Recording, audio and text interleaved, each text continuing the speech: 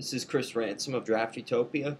When it comes to the NFL Divisional Round, there are 4 games that stand out this weekend. The first game features the Baltimore Ravens and the Denver Broncos in Invesco Field. Sure, you're probably thinking it's a home game, it's freezing cold. Peyton Manning has to have the edge, right? Wrong. Here's why I disagree. Denver's got no defensive tackles or safeties. It's going to be easy for Ray Rice to run up the middle.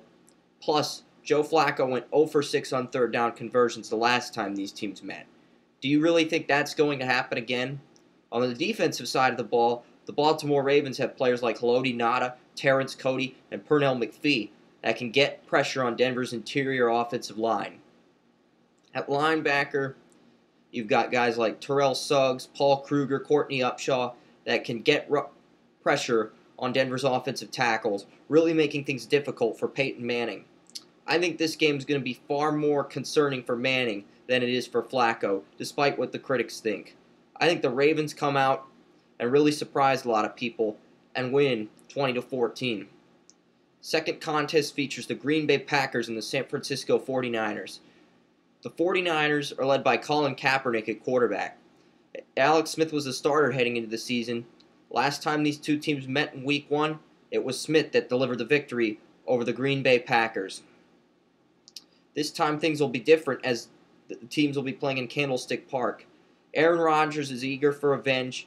Green Bay has always been one of the best teams at the NFL when it comes to developing offensive linemen and wide receivers.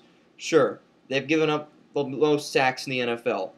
And yeah, you could argue that Aldon Smith, Ahmad Brooks, Patrick Willis, and Navarro Bowman's a deadly linebacker combination.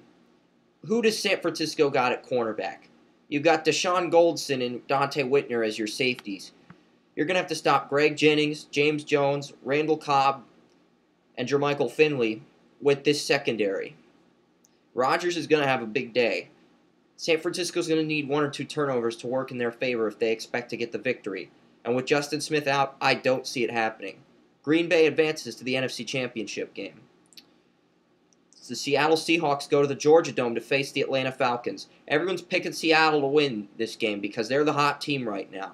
Matt Ryan has no playoff experience.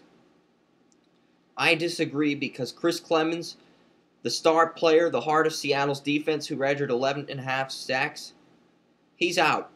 With Clemons out, it's going to give Matt Ryan a lot more time to pick apart this secondary. Yeah, it's a deadly secondary. Richard Sherman, Bryce Browner, Earl Thomas, Cam Chancellor. 4 players that can play at a high level on a weekly basis. Thing is, Ryan's got players like Julio Jones, Roddy White, Tony Gonzalez. He can get the ball to these playmakers, really spread things out. And Atlanta will focus on getting the win and hosting the NFC Championship, where they face the Green Bay Packers, the team that took Matt Ryan out 2 years ago. The final game features the Houston Texans and the New England Patriots at Gillette Stadium. Houston's going to put much more effort into this contest. Arian Foster's going to be playing. Andre Johnson's going to be playing at a high level, especially against this Patriots secondary. And you can bet Owen Daniels is going to make something happen against these Patriots safeties. This is one of the worst pass defenses in the NFL.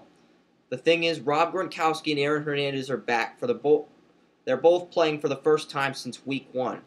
Injuries at tight end have riddled the Patriots this season, and that might riddle their Super Bowl chances, but you have to love what New England's done on the defensive side of the ball in terms of their front 7. Chandler Jones and Rob Ninkovich, Vince Wilfork, Kyle Love, Brandon Spikes, Gerard Mayo, Donta Hightower. This is a front 7 that can inflict some pressure on the opposing quarterback and stop the run. They're going to have a lot more success than people think. Expect New England to win 28-27. So the AFC Championships are set. We've got the Baltimore Ravens facing the New England Patriots again at Gillette Stadium, and then we've got the Falcons facing the Packers. Will my predictions be right or wrong? We'll see. I was 3-1 in Wild Card Weekend, and hopefully I can do 4-0. This is Chris Ransom of Draft Utopia, signing off. For more information, check out draftutopia.com.